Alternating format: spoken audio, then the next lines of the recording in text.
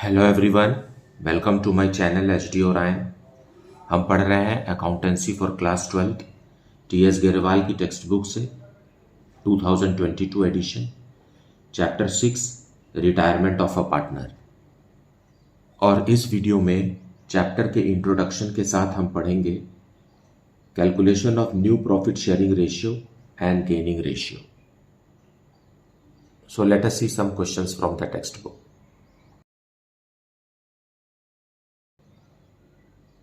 हम सबसे पहले समझ लेंगे कि रिटायरमेंट ऑफ अ पार्टनर होता क्या है। रिटायरमेंट ऑफ अ पार्टनर का मतलब ये है कि पार्टनरों में से कोई एक पार्टनर या कोई भी पार्टनर अगर वो पार्टनर नहीं रह जाता तो हम उसे क्या कहते हैं, retirement of a partner.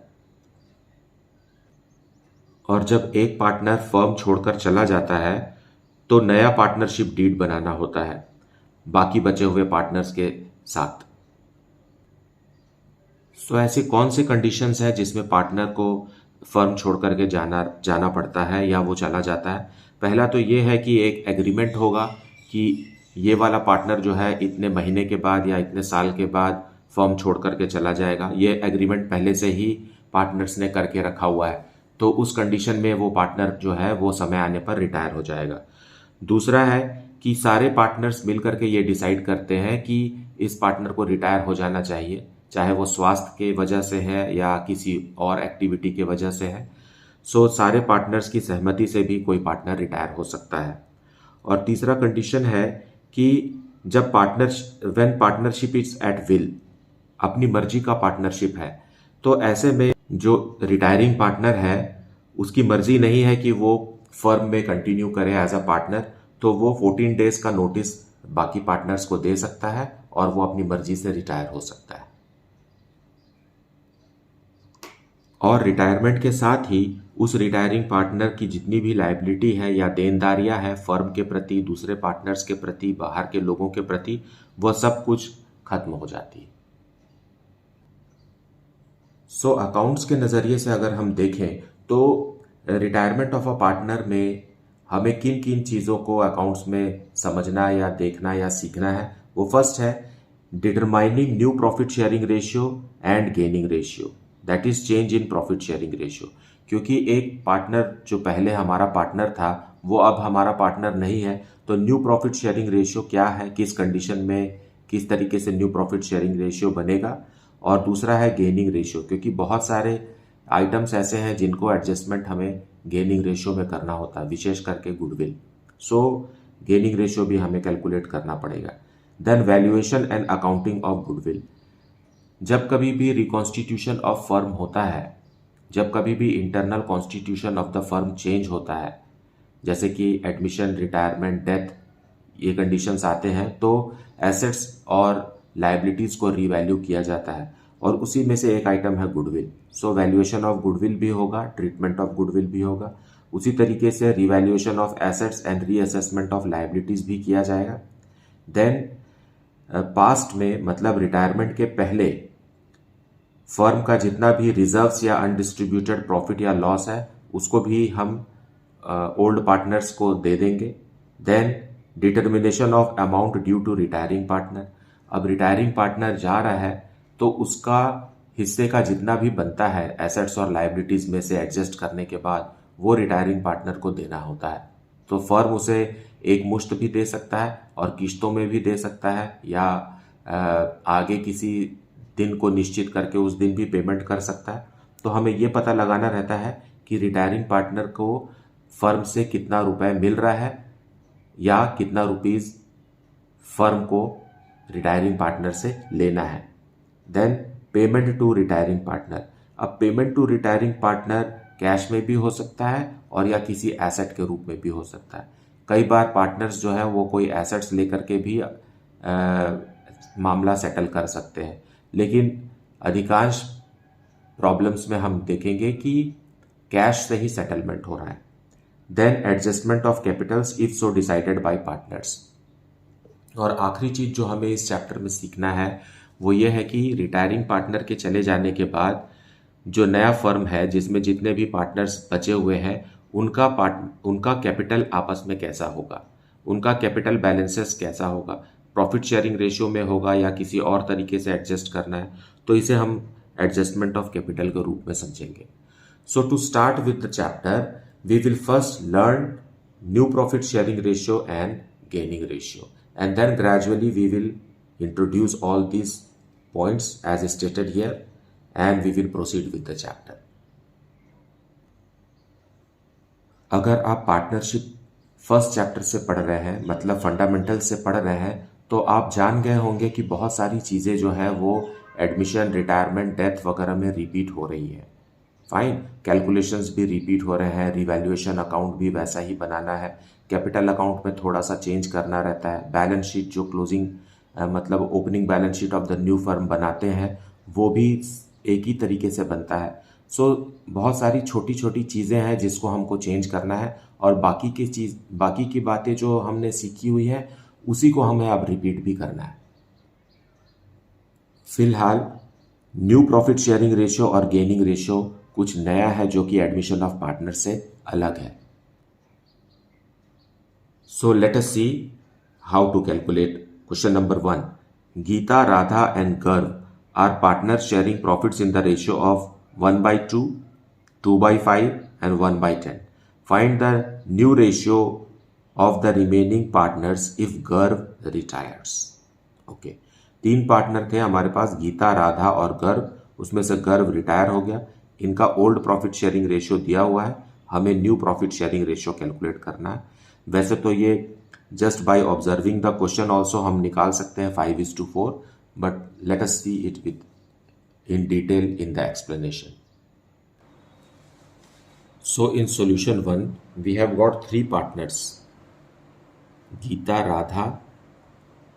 Gita is to Radha is to गर्व, और इनका प्रॉफिट शेयरिंग रेशियो है 2/5 is to 1/10. नाउ अब ये ऐसे फ्रैक्शन में दिया हुआ है, इसे हम सिंपल फ्रैक्शन में, सिंपल रेशियो में कन्वर्ट कर देंगे. सो एलसीएम लेंगे तो एलसीएम आएगा 10. फाइन. सो सबके डिनोमिनेटर में हमें 10 करना है. तो 1/2 को 10 कैसे बनाएंगे? 5 से मल्टीप्लाई और डिवाइड करेंगे. उसी तरीके से 2/5 को डिनोमिनेटर में 10 बनाने के लिए हमें 2 से मल्टीप्लाई और डिवाइड करना है, और लास्ट रेशियो जो है उसके डिनोमिनेटर में 10 है. सो ये हो जाएगा 5/10, फिर हो जाएगा 4/10, फिर हो जाएगा 1/10. और यहाँ रिटायर कौन हो रहा है? गर्व रिटायर हो रहा है. गर्व रिटायर हो रहा है तो हमारा जो न्यू रेशियो आ गया है वो क्या है? 5:4:1 है ना, क्योंकि तीनों के डिनोमिनेटर में 10 है, इसलिए न्यूमरेटर्स को हम रेशियो ले सकते हैं. सो 5:4:1 है. और गर्व रिटायर हो रहा है. गर्व रिप्रेजेंट करता है लास्ट रेशियो को. सो 1 जो है वो रिप्रेजेंट कर रहा है, मतलब 1/10 जो है वो रिप्रेजेंट कर रहा है गर्व को. सो गर्व के चले जाने के बाद गीता और राधा बचते हैं. Geeta is to Radha. इनका न्यू रेशियो क्या रहेगा? गर्व को छोड़ दीजिए आप, 5:4 ही इनका न्यू रेशियो है. It is very simple.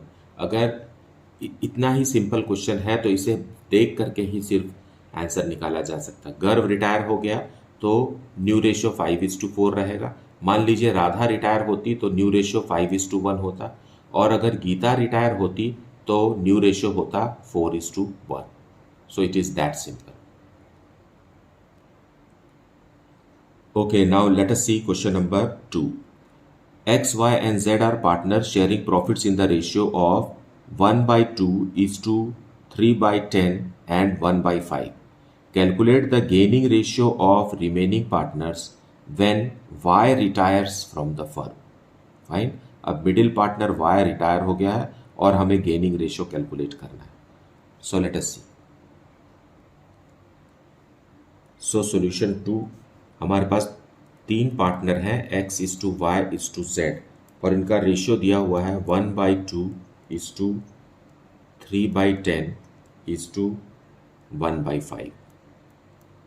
Now ये भी सही है, मतलब ये कुछ कंफ्यूज करने वाली बात नहीं. ये टोटल प्रॉफिट का आधा X को मिलेगा टोटल प्रॉफिट का 3/10 वाई को मिलेगा और टोटल प्रॉफिट का 1/5 जेड को मिलेगा। नाउ इसे हम सिंपल रेशियो में कन्वर्ट कर सकते हैं एलसीएम लेके। सो 2, 10 और 5 का एलसीएम आ जाएगा 10 और सबके डिनोमिनेटर में एलसीएम आ गया 10। एलसीएम इज इक्वल टू 10 हो गया ये। और अब हम सबके डिनोमिनेटर में 10 बनाएंगे तो एज ए रिजल्ट 1/2 को 10 बनाना है तो 5 से मल्टीप्लाई और डिवाइड करेंगे। उसी तरीके से सेकेंड पार्टनर का तो डिनोमिनेटर में पहले से ही 10 है और थर्ड पार्टनर का 1/5 है तो 5 को 10 बनाने के लिए हम 2 से मल्टीप्लाई और डिवाइड करेंगे। एज ए रिजल्ट ये कन्वर्ट हो जाएगा 5/10 इज टू 3/10 इज टू 2/10। सो इस तरीके से हम न्यूमरेटर को हम न्यू रेशियो ले सकते हैं। So new ratio is equal to 5:3:2। Now Y retires. So new ratio of X and Z is equal to how much. देखिए y मतलब मिडिल रेशियो को हम गायब कर देंगे। अब बच जो गया वो क्या है 5:2। So this is our new ratio. Fine. जब इतना ही इंफॉर्मेशन दिया होता है तो न्यू रेशियो ही हमारा गेनिंग रेशियो होता है। फाइन। जैसे कि एडमिशन के समय में था कि ओल्ड रेशियो किसी किसी कंडीशन में हमारा ओल्ड रेशियो हमारा सैक्रिफाइसिंग रेशियो ही होता था, लेकिन इसमें हमको गेनिंग रेशियो कैलकुलेट करना है क्योंकि रिटायरिंग पार्टनर के जाने से उसका जो प्रॉफिट छूट जाएगा वो कंटिन्यूइंग पार्टनर को मिलेगा। तो as a result they will gain the portion of profit of retiring partner. So in some ratio, कुछ रेशियो रहेगा, वो ज़रूरी नहीं है कि न्यू रेशियो हो, लेकिन जब लिमिटेड इन्फॉर्मेशन दिया हुआ है, ओल्ड रेशियो दिया हुआ है और एक पार्टनर रिटायर हो रहा है तो जो न्यू रेशियो फॉर्म होगा वही गेनिंग रेशियो होगा। फाइन। इसे हम चाहे तो कैलकुलेट भी कर सकते हैं। So gaining ratio is equal to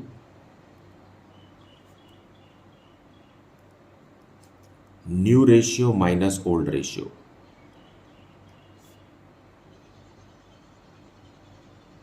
sacrificing ratio इसका उल्टा होता था, old ratio minus new ratio होता था, लेकिन gaining ratio is equal to new ratio minus old ratio. तो who will gain? Continuing partners will gain. Retiring partner तो sacrifice करके जा रहा है, रिटायरिंग पार्टनर को तो सैक्रिफाइस करना है अपना हिस्सा, प्रॉफिट में से जितना भी पोर्शन उसे मिल रहा था, he has to sacrifice this and this sacrificed portion will be gained by continuing partners. So who are the continuing partners? X is the continuing partner. New ratio क्या है इसका 5/7 और ओल्ड रेशियो क्या है 5/10। ओके। और Z का new ratio क्या है 2/7 और ओल्ड रेशियो क्या है 2/10। So here LCM will be 70, 50 minus 35 in the numerator. Here also LCM will be 70, then 20 minus 14. सो यहाँ आ गया हमारा 15/70 और यहाँ आ गया 6/70। सो दोनों के डिनोमिनेटर में 70 है, तो एज ए रिजल्ट हमारा जो गेनिंग रेशियो बनेगा, gaining ratio is 15/70 is to 6/70। So दोनों का डिनोमिनेटर में 70 है। एज ए रिजल्ट न्यूमरेटर्स को हम रेशियो ले सकते हैं 15:6 और क्योंकि ये 3 से डिविजिबल है तो इसे सिंपल फॉर्म में लिखने के लिए हम 3 से डिवाइड कर देंगे तो आ गया 5:2। So it is same as old new ratio. So new ratio and gaining ratio will be most of the time, means several times when this much information is given, it will be same. Even if you calculate, it is coming to be same. So यहाँ gaining ratio का मतलब ये है कि retiring partner का जो portion है 3/10 उसको कंटिन्यूइंग पार्टनर्स जो हैं गेनिंग रेशियो में रिसीव कर रहे हैं। मतलब 3/10 को पार्टनर X और Z 5:2 में रिसीव कर रहे हैं। मतलब उनका रेशियो, उनका जो प्रॉफिट है वो रिटायरिंग पार्टनर के प्रॉफिट के पोर्शन से कितना बढ़ रहा है, 5:2 रेशियो में बढ़ रहा है। Now let us see question number 3. From the following particulars, calculate new profit sharing ratio of the partners. A. Shiv, Mohan and Hari were partners in a firm sharing profits in the ratio of 5:5:4. Mohan retired and his share was divided equally between Shiv and Hari. Now इस question को पढ़ने से ही आपको decide हो जाएगा कि आपका gaining ratio क्या है। फाइन।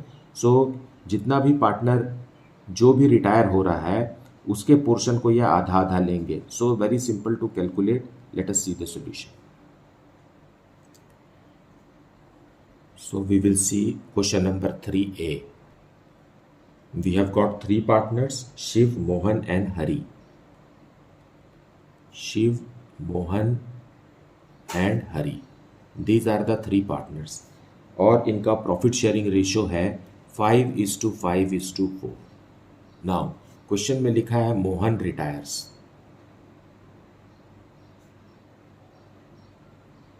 मोहन रिटायर्स और मोहन का पोर्शन कितना है, 5/14. Middle one is Mohan. Fine. Mohan का पोर्शन टोटल प्रॉफिट में कितना है, 5 इन सब का एडिशन करेंगे 14. इसको गेन करेंगे क्योंकि जो रिटायरिंग पार्टनर है वो तो सैक्रिफाइस कर देगा अपना हिस्सा और चला जाएगा। तो जो सैक्रिफाइस्ड पोर्शन है उसको कंटिन्यूइंग पार्टनर ही गेन करेंगे। तो कौन गेन करने वाला है, शिव और हरि। यही है कंटिन्यूइंग पार्टनर्स। इसको कैसे गेन करेंगे, वो लोग इक्वली गेन करेंगे। सो 5/14 का आधा है ना, 1/2 शिव विल गेन एंड 5/14 का दूसरा आधा Hari will gain. So it will be how much, 5/28, and here also it is 5/28. Fine. सो इतना शिव गेन कर रहा है, इतना हरि गेन कर रहा है. सो गेनिंग रेशियो क्या आ गया, गेनिंग रेशियो 1:1 आ गया क्योंकि 5/28 शिव भी गेन कर रहा है और 5/28 हरि भी गेन कर रहा है. सो गेनिंग रेशियो तो 1:1 है और इतना से ही उनका प्रॉफिट शेयरिंग इंक्रीज हो जाएगा. So new profit sharing ratio of Shiv. Shiv के पास पहले कितना था, 5/14 था, अब 5/28 और आ गया. ओके. उसी तरीके से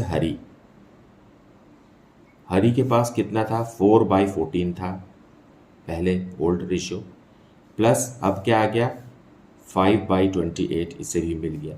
now we will solve this and this will be our new profit sharing ratio of the continuing partners. LCM आ जाएगा 28.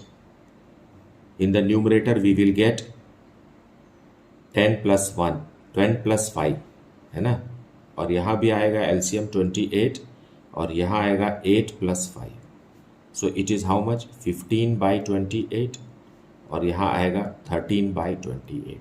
यहाँ भी दोनों के डिनोमिनेटर में सेम फिगर है. As a result new profit sharing ratio, numerator में जो फिगर लिखा हुआ है वही हमारा न्यू प्रॉफिट शेयरिंग रेशियो रहेगा. Fine.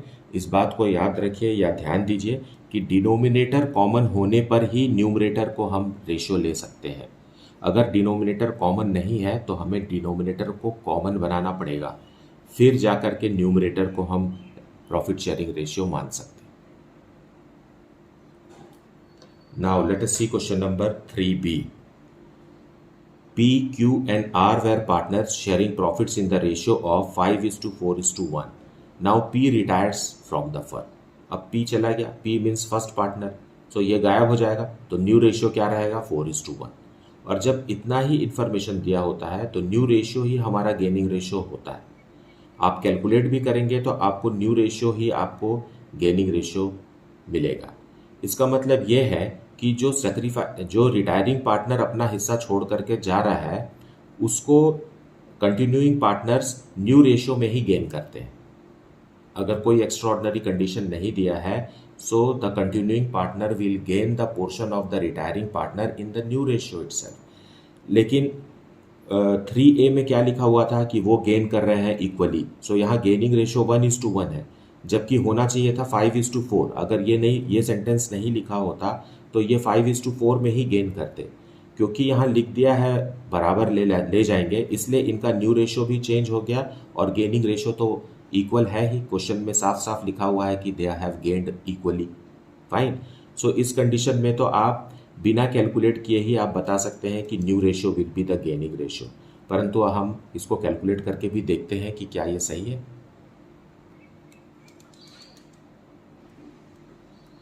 So question number 3B we will see P/Q/R।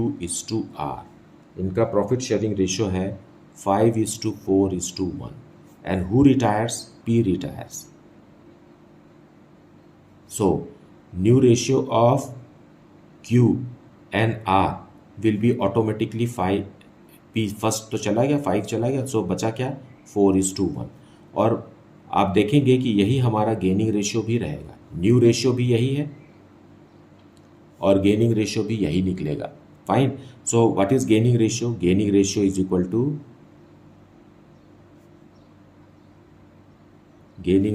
Equal to new ratio minus old ratio. Fine. So for the partner Q new ratio क्या है? 4/5 और ओल्ड रेशियो क्या है? 4/10। ओके, देन R के लिए new ratio क्या है? 1/5 और ओल्ड रेशियो क्या है? 1/10। सो हियर एलसीएम लेंगे, 10 आ जाएगा। 8 - 4 दैट इज इक्वल टू 4/10 और यहाँ भी एलसीएम लेंगे तो 10 आ जाएगा। Fine. So 2 - 1 that is equal to 1/10। सो आप देखिए कि यहाँ गेनिंग रेशियो कितना आया? 4:1 ही आया, क्योंकि दोनों के डिनोमिनेटर में सेम नंबर है, तो न्यूमरेटर जो है वो new ratio and gaining ratio even if you calculate they are the same in such situation. इसका मतलब ये है कि रिटायरिंग पार्टनर P का जो पोर्शन है 5/10 उसको कंटिन्यूइंग पार्टनर 4:1 में गेन करेंगे। Now let us see question number 4। R, S and M are partners sharing profits in the ratio of 2/5, 2/5 and 1/5. M decides to retire from the business and his share is taken by R and S in the ratio of 1:2. Calculate the new profit sharing ratio. Now इस question में हमें gaining ratio पहले से ही दिया हुआ है। Fine. Gaining ratio 1:2 है। इसका मतलब ये है कि रिटायरिंग पार्टनर M का जो हिस्सा है, M का पोर्शन कितना है? 1/5। 1/5 को कंटिन्यूइंग पार्टनर R और S 1:2 में रिसीव करेंगे। सो let us see what will be the new profit sharing ratio. So solution 4 we will see there are 3 partners R, S और M और इनका प्रॉफिट में प्रोपोर्शन है 2/5 एंड अगेन 2/5 एंड 1/5। मतलब total profit का 2/5 R और S को मिलेगा और बचा हुआ टोटल प्रॉफिट का 1/5 M को मिलेगा। Now who retires? M retires. So M का हिस्सा कितना है? M का हिस्सा है 1/5। वेरी सिंपल, आपको इसे सिंपल रेशियो में कन्वर्ट करने की भी ज़रूरत नहीं है। M का हिस्सा 1/5 है। इसको गेन तो करना ही है क्योंकि ये सेक्रीफाइस करके जा रहा है। नया पार्टनर रिटायरिंग पार्टनर है। So retiring partner will sacrifice his portion of profit to continuing partners. Continuing partners कौन है? R और S हैं और इस 1/5 को ये गेन करने वाले हैं। क्वेश्चन में लिखा हुआ है कि 1:2 में।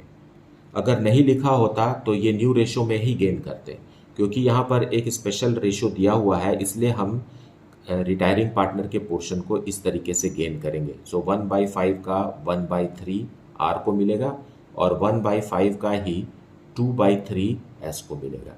Means R will gain 1/15 from the total profit of the firm and S will gain 2/15 from the total profit of the firm. It means that this much profit will increase. Fine. अब now new profit sharing ratio जो है वो क्या रहेगा, are का। Are के पास पहले से ही 2/5 है, अब एम के चले जाने से उसे 1/15 और मिल गया। उसी तरीके से दूसरा पार्टनर एस के पास भी 2/5 है और अब उसे कितना मिल गया, 2/15 और मिल गया। नाउ अब हम इसे सॉल्व करें तो यहाँ 15 एलसीएम आएगा 6 + 1 और यहाँ भी 15 एलसीएम आएगा 6 + 2। नाउ इट इज 7/15 और यहाँ है 8/15। So new profit sharing ratio of R and S is how much, 7:8, क्योंकि दोनों का डिनोमिनेटर सेम है। यहाँ देखिए गेनिंग रेशियो में भी आपको 1/15 और 2/15 ऐसा दिख रहा है, लेकिन ये है तो एक्चुअल में 1:2 ही है, क्योंकि दोनों के डिनोमिनेटर में 15 है। सो ये है क्या, 1:2 है। So it is a gaining ratio, और यही गेन किसको मिल रहा है, कंटिन्यूइंग पार्टनर्स को मिल रहा है। सो एज ए रिजल्ट उनका प्रॉफिट शेयर जो है वो इंक्रीज हो गया है। So now the new profit sharing ratio is 7:8। It is very important to learn how to calculate new ratio and gaining ratio in this particular chapter. अगर ये ratios गलत कैलकुलेट हो जाते हैं तो हमारा डिस्ट्रीब्यूशन ऑफ बहुत सारा रिजर्व्स वगैरह है, जो गुडविल वगैरह है, वो सारी चीज़ें जो है वो गड़बड़ा जाएंगी और कैपिटल अकाउंट मैच नहीं करेगा। उसी तरीके से आपका बैलेंस शीट भी स्पॉइल हो जाएगा। So we need to understand this and learn it, how we have to calculate gaining ratio and new profit sharing ratio. मुझे उम्मीद है कि आपने आज का वीडियो भी अच्छे से देखा है और एक्सप्लेनेशन को अच्छे से सुना है। इसके बावजूद भी अगर आपको कुछ डाउट है then please put it in the comment section, और ये भी बताएं कि आपको ये वीडियो कैसा लगता है और इसमें किस सुधार की ज़रूरत है।